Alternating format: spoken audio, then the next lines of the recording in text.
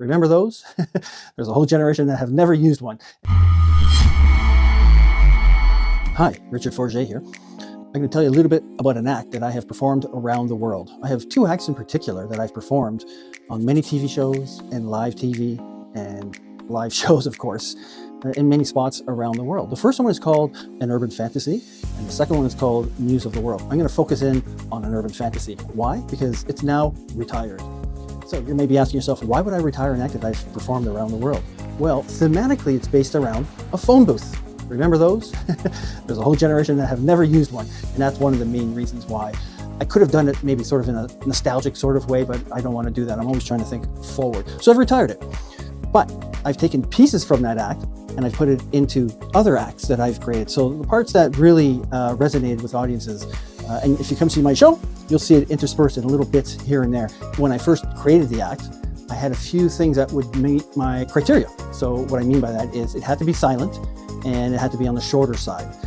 So the way I sort of got out there, got people to notice me was in competitions. You know, magicians hold competitions, kind of like the Olympics, where you perform an 8-minute act and you're judged by your peers.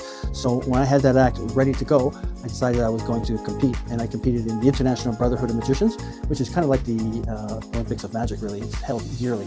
And then I won the Society of American Magicians, both in the same year with that act. And that really sort of propelled my career because I was seen by people and I was invited to go to China to perform. And from that, the whole world opened up. But that act I built from the ground up with my own two hands. It took a long time to put together, but I love it.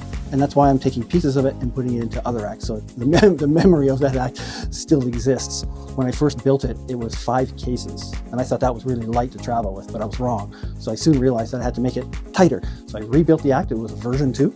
Made the phone booth a little bit smaller and made the pieces, you know, instead of being out of wood, out of plastic or aluminum, I got it down to 3 cases, which still wasn't enough.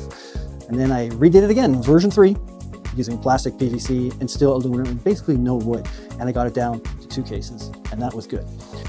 But the amount of time that I put creating that act was, I have no idea how much time I put, but it wasn't a waste of time because it really did bring me around the world. So come out to my show, maybe you'll see a little bit of it.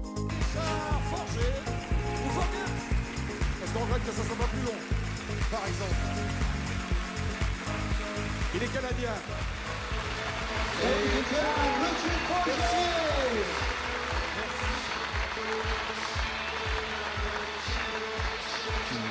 Let's go this way a little bit.